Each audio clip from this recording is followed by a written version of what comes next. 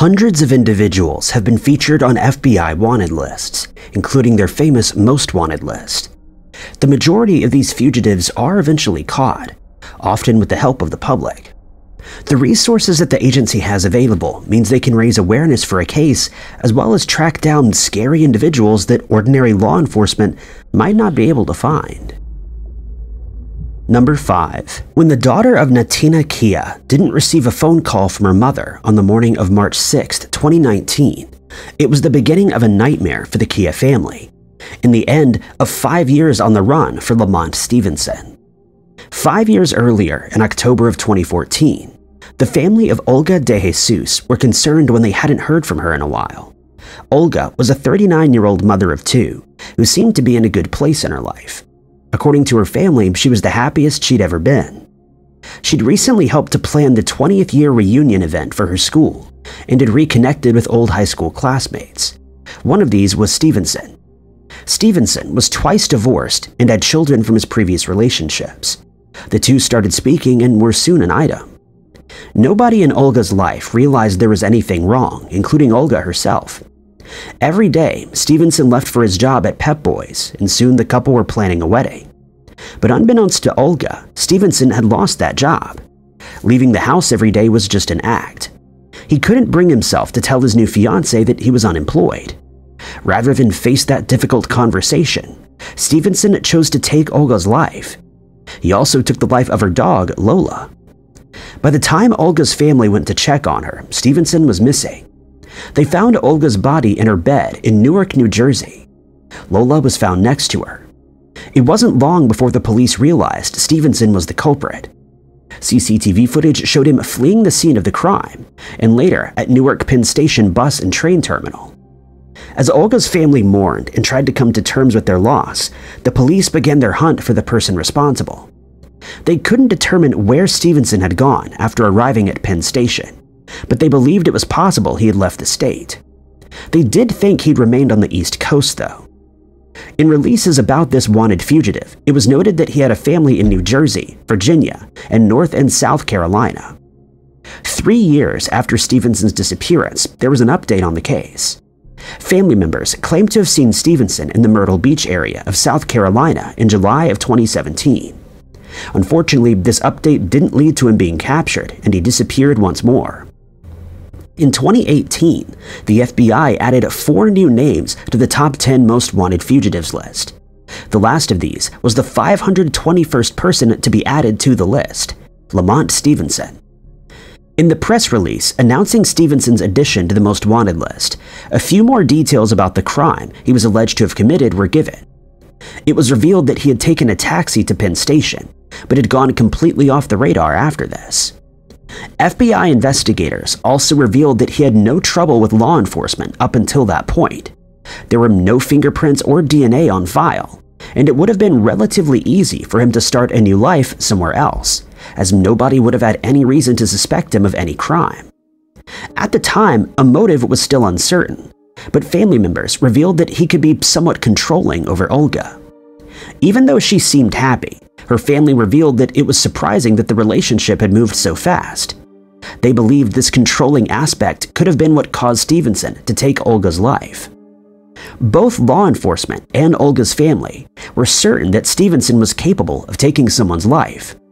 A $100,000 reward for information was offered, but the case again went cold. Meanwhile, in the District of Columbia, a woman named Natina Kia was working as a security guard at a homeless shelter when she met a man who went by the name of Bishop Hollywood. Natina and Hollywood began dating, and he showed her and her children affection. Natina had 4 children and 1 grandson that she loved. Her new boyfriend would include them in activities, including taking them out to Red Lobster. Natina's family saw nothing wrong with Hollywood. According to Natina's mother, he showed no red flags and seemed to be a charming man. She assumed he'd also worked at the homeless shelter and didn't realize he'd actually been homeless and was still unemployed when he was dating Natina. According to Natina's family, he was a generous individual who just wanted to help others. She would buy meals for the people living at the shelter where she worked. Previously, Natina had been certified as a nurse and worked at nursing homes before her career change. She was now considering going back to nursing school to continue her career there. Every morning before 9 a.m., Natina would phone her oldest daughter, Jenna, so she could speak to her grandson. On the morning of March 6th, that phone call didn't come. It was unusual, but Jenna assumed that she would call later. That afternoon, she went to visit her mother but got no response. That evening, she returned, but again, nobody answered the door. Knowing that something was seriously wrong, she contacted authorities who conducted a welfare check. Natina's body was found in her bedroom, and it was clearly foul play. Someone had also taken the life of her cat. That evening, a security officer at a vehicle rental company in Prince George, Maryland, noticed someone appeared to be living in one of the box trucks there. He contacted authorities, and 3 officers came out to investigate. They assumed they would just be dealing with a homeless person or a trespasser. As they approached, they noticed the man had a backpack and was carrying a weapon of some kind. He tried to claim he was just homeless and looking for somewhere to shelter from the weather, but eventually admitted that he was Lamont Stevenson and said he was wanted for crimes. Authorities investigating Natina's case asked Jenna to look at a photo of Stevenson. She was shocked when she found his wanted poster online and confirmed that this was the man she and her family had known as Bishop Hollywood. Stevenson initially pleaded not guilty to taking Olga's life, but eventually confessed in a plea deal. He also admitted the reason why he'd committed this terrible crime was that he didn't want to tell her that he'd lost his job. He was sentenced to 30 years in prison for taking Olga's life, and another 18 months for taking the life of her dog, with the sentence to be run consecutively. He should be in his mid-70s by the time his sentence is completed. At the time of his sentencing in 2021, Natina's case is still pending. Number 4. James T. Hamas was a wanted fugitive by the FBI for around 6 years. For the majority of that time, he could be found hiking on the Appalachian Trail, appearing in photos with other hikers, and becoming something of a legend among the community. He was also known as Bismarck, and nobody on the trail knew anything about his past life. For 47 years, Hamas had lived an ordinary life. He was the oldest son of an accountant born in Milwaukee in 1962. He followed in his father's footsteps and became an accountant too. He had a wife, Joy, and a daughter. The family moved to Cincinnati, where Hamas got a job at a family-run G&J Pepsi-Cola bottling company. He became a controller for the company and managed the vendors' accounts. It was a lot of responsibility, and Hamas seemed dedicated to his job. His sister-in-law remembered one time he had his account books spread out over the dining table over Christmas. There was a lot of work to do, but it seemed to be paying off for Hamas. He enjoyed expensive vacations and didn't seem to want for money. He told his family he'd invested in a computer software company in the Carolinas, which was apparently thriving. At first, he tried to keep this a secret, but those who knew him found it strange. Hamas had always been extremely outgoing and boastful. He was often the loudest person in the room and enjoyed talking about himself and his life. He always seemed to be in competition with his brothers and would have wanted to show off his successful investment. But other than this, there didn't seem to be anything too unusual about Hamas. After his first wife passed away, he remarried and continued his idyllic life.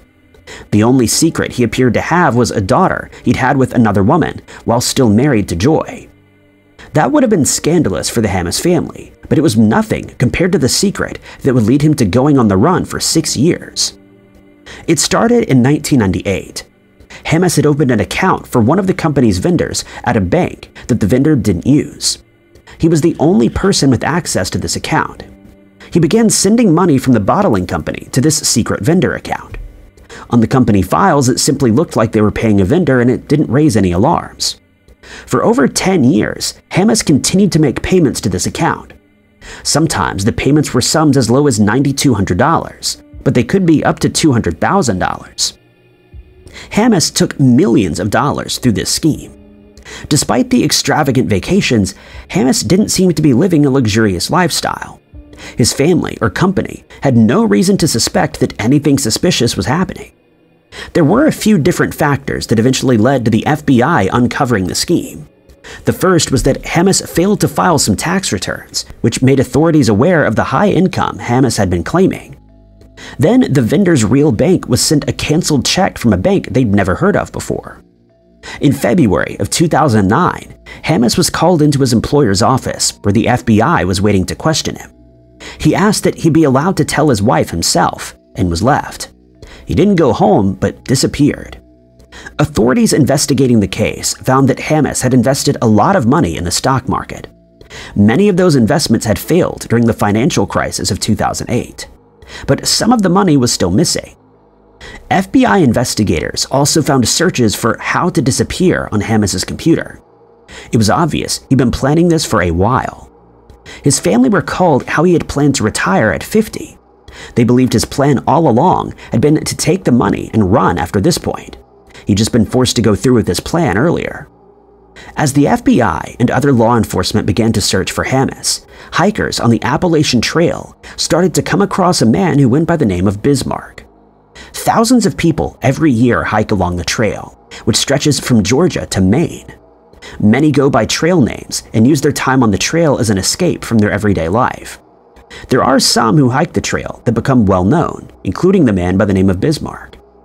Bismarck was outgoing and gregarious, happy to help out other hikers. For those who ran lodges on the trail, he was a pleasant customer who always paid in cash and left the room clean.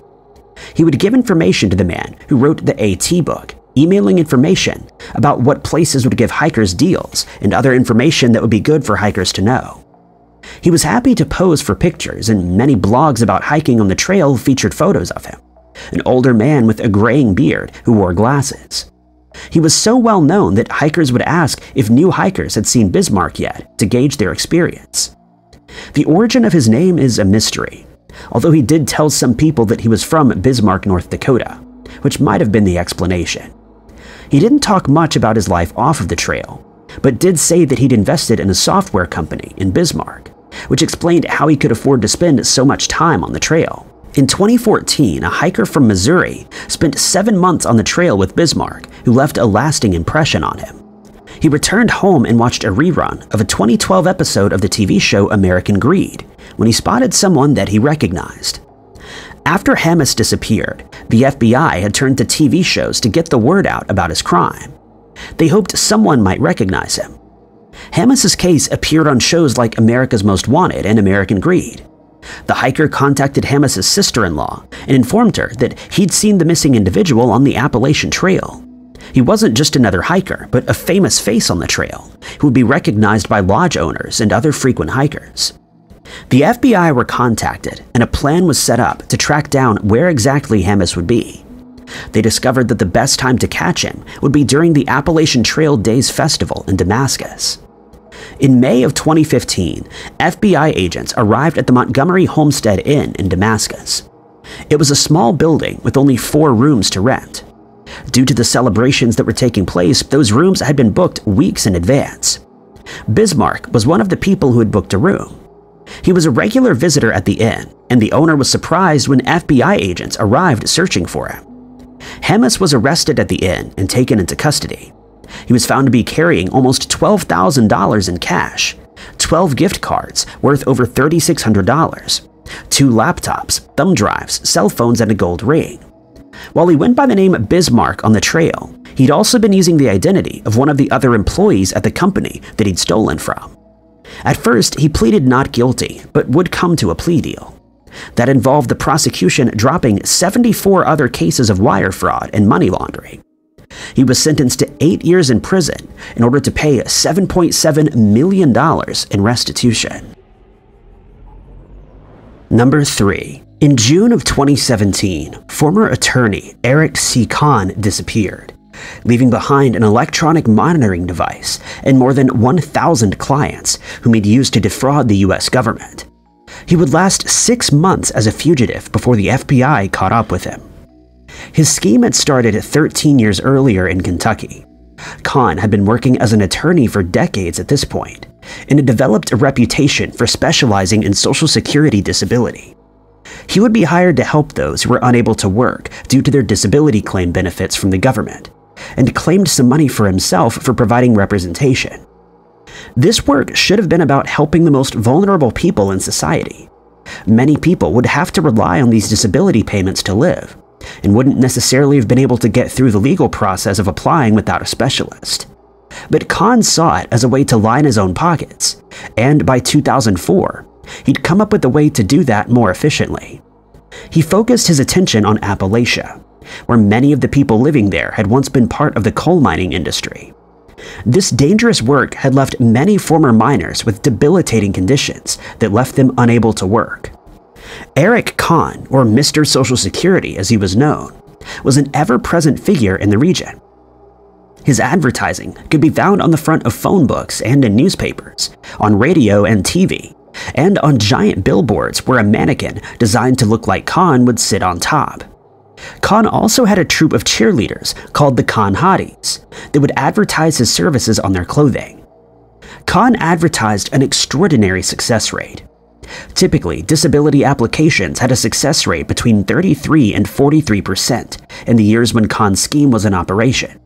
But almost every single client he took on was awarded disability payments. It wasn't just a case of Khan only taking on the most promising clients. While he targeted those struggling with disability, he didn't seem to be any more selective about his clients than any other lawyer. But between 2004 and 2016, the scheme ran without issue. Hundreds of people from Appalachia and elsewhere in the US came to Khan for help. He became the third highest paid disability lawyer in the US, and he made little effort to hide his wealth.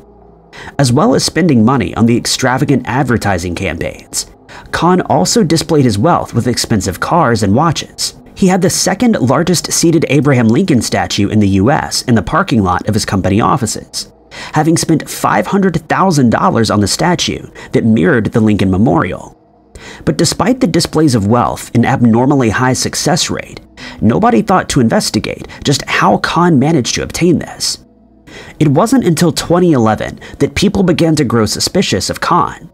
It started with two Social Security Administration employees who noticed that a large number of cases were disappearing without being filed properly.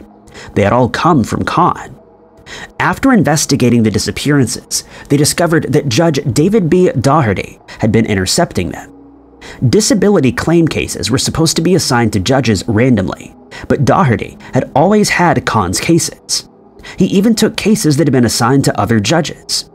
The SSA employees alerted their supervisors about this strange connection, and when that didn't result in any action, they contacted the Wall Street Journal. It would emerge that between 2004 and 2011, Khan had paid Daugherty thousands of dollars every month. In return, Daugherty had swiftly dealt with Khan's cases. What sometimes took a year to go through the system only took about 30 days, and often Daugherty did nothing more than stamp his approval on what Khan had provided. The scheme didn't start or end there, though.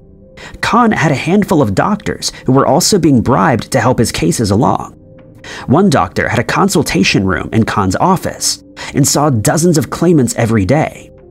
Sometimes the meetings were as little as 15 minutes. Others didn't get a meeting at all.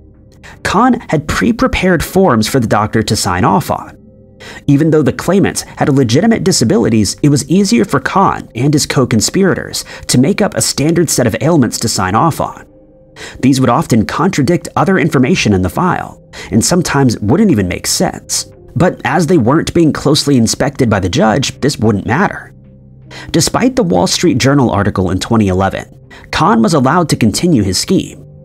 Daugherty was put on administrative leave while investigations took place, but Khan's practice remained in operation.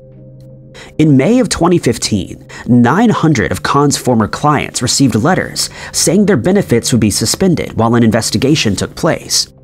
Another 600 were told their claims were under investigation, but their benefits would continue to be paid out. But it wouldn't be until April of 2016 that Khan and others in his scheme were actually indicted. By this point, Khan had defrauded the Social Security system for more than $500 million. Most of that money had gone to clients who had no idea that any wrongdoing had taken place. But he also kept a large sum for himself. In March of 2017, Khan pled guilty to theft of government money and paying illegal gratitude to the judge who had approved his cases. But there was a period of time between the plea and when Khan would be sentenced. FBI agents working the case warned that Khan was a flight risk, meaning that he wouldn't show up for court to be sentenced. He had money in banks in 10 different countries, which would be enough for him to start a new life somewhere else. But it was argued that Khan had had plenty of opportunities to go on the run during the investigation, and had chosen not to. They assumed that he wouldn't do so now. He was put under house arrest and given an electronic monitoring device to keep track of him. He was permitted to travel to Lexington, Kentucky to testify against one of the doctors he had hired to write false medical reports.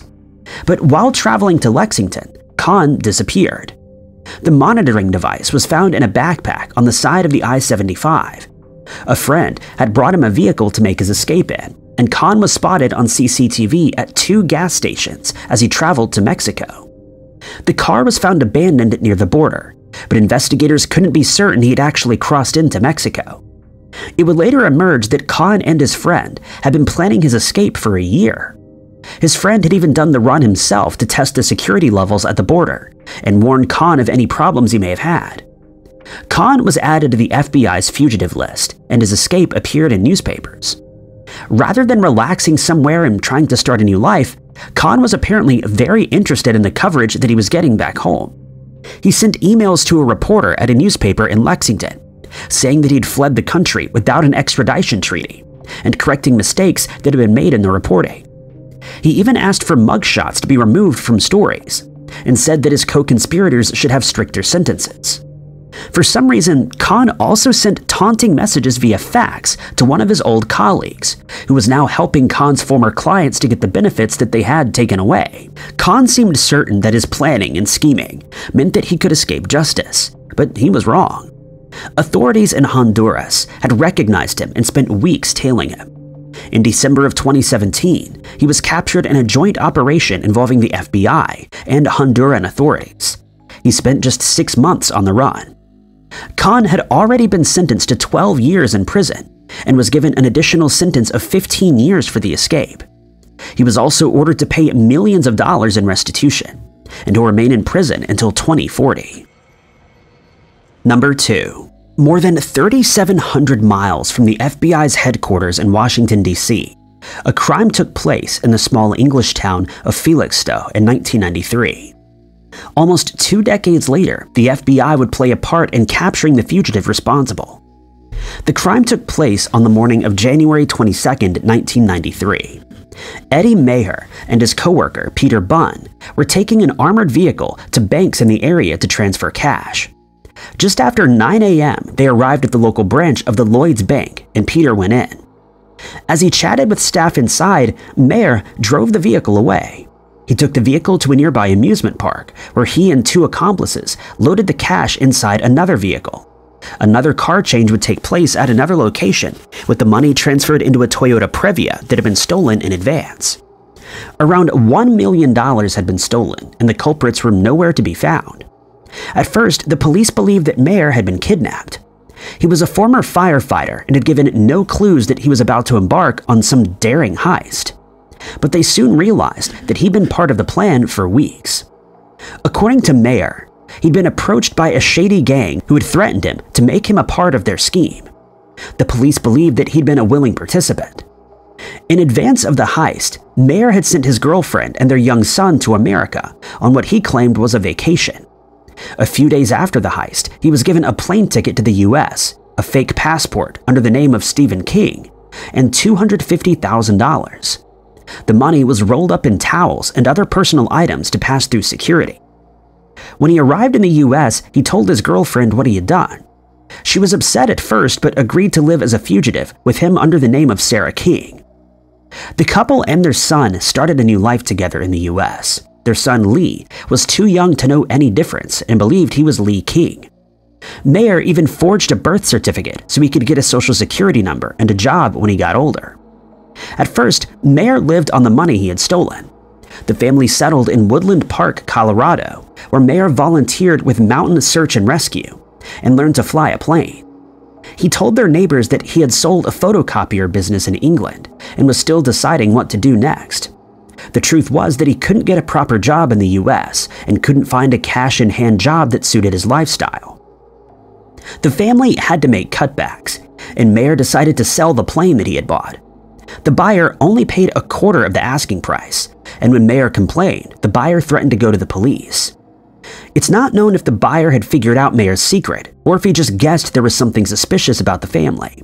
But either way, Mayer and his now wife decided it was time to move. They also knew that they needed to get a green card of some kind so at least one of them could get a proper income.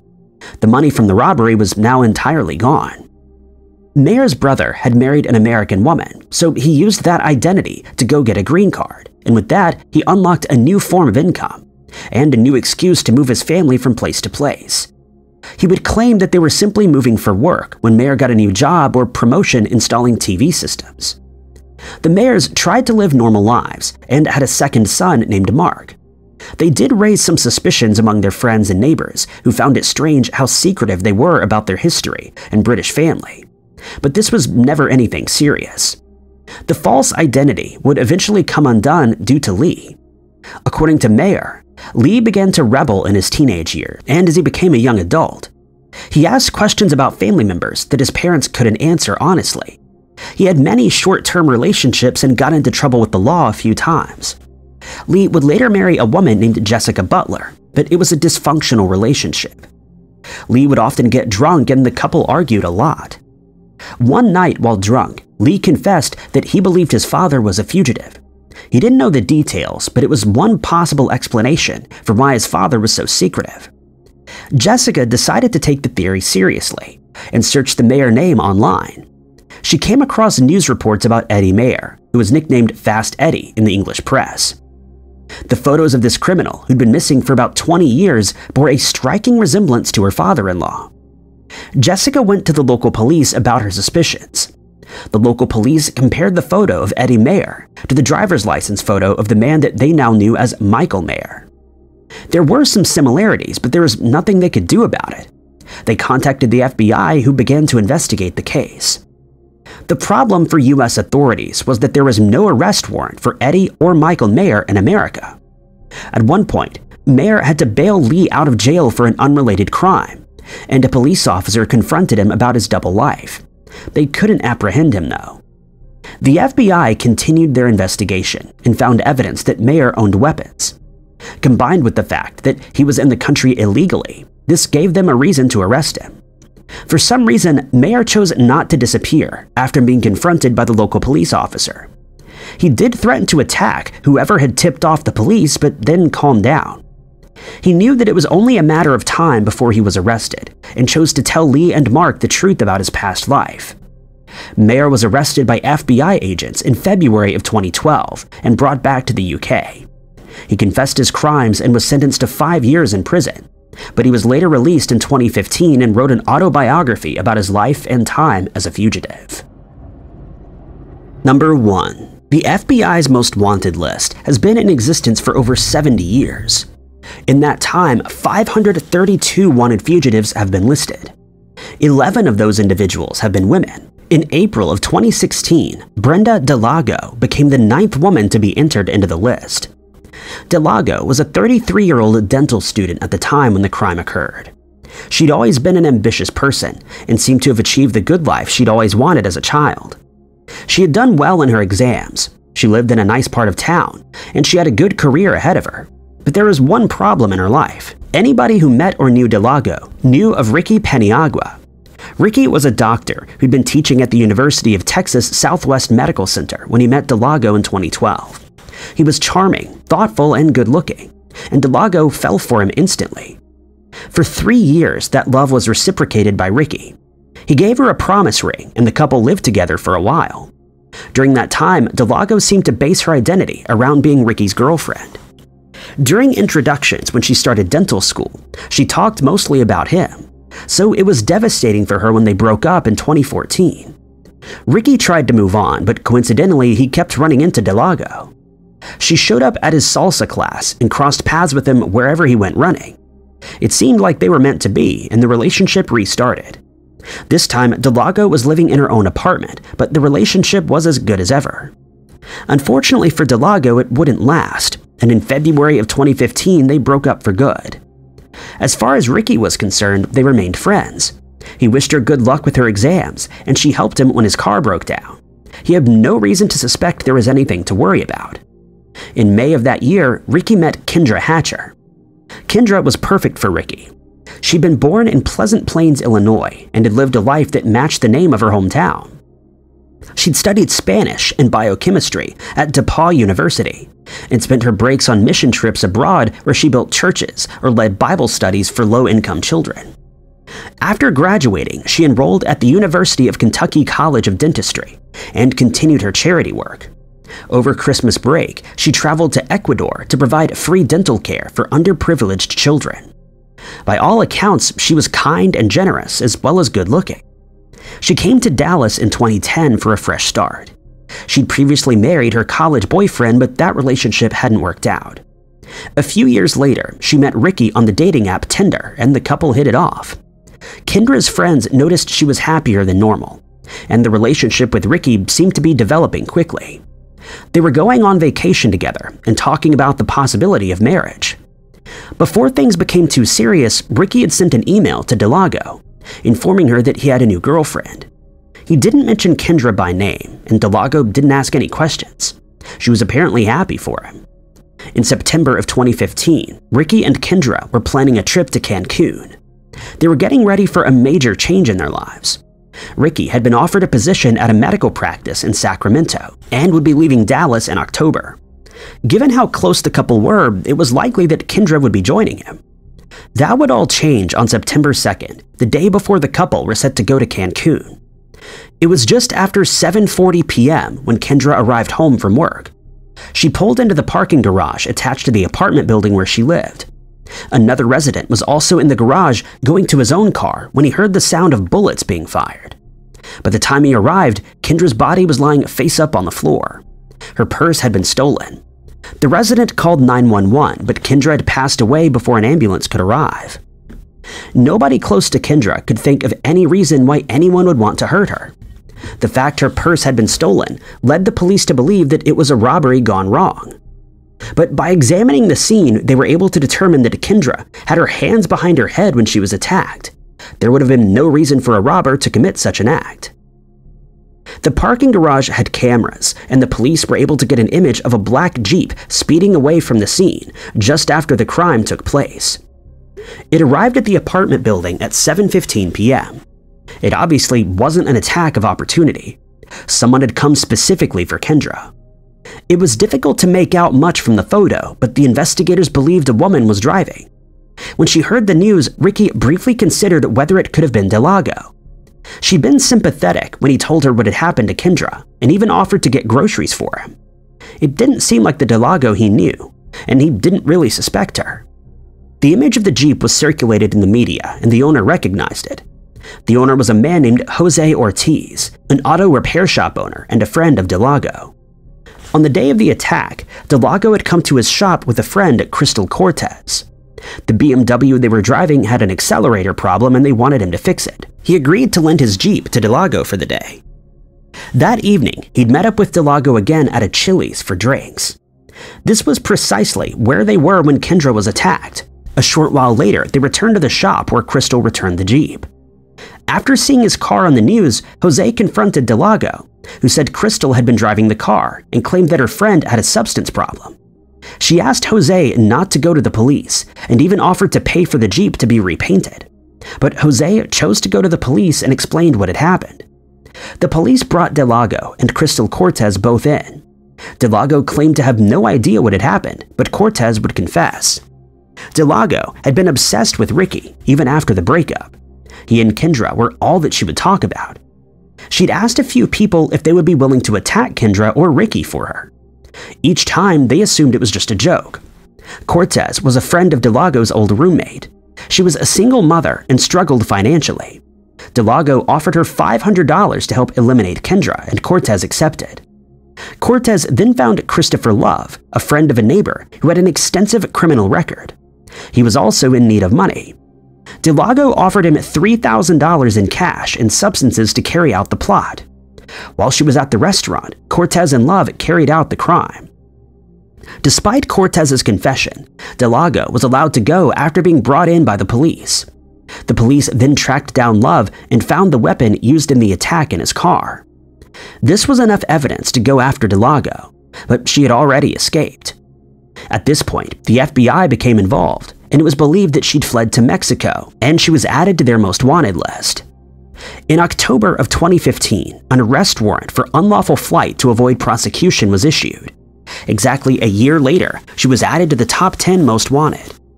It was only 2 days after being added to the list that Delago was captured. She'd been staying with relatives in Mexico and had never given any indication that she was in any trouble.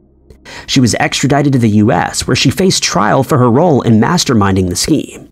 She was found guilty in court and sentenced to life in prison without the possibility of parole. Thank you guys so much for watching. If you liked this video, be sure to hit that like button. Also, don't forget to subscribe and click that notification bell to keep up to date with all of our future uploads. But my name is Ty Knotts, and I'll catch you guys in the next video.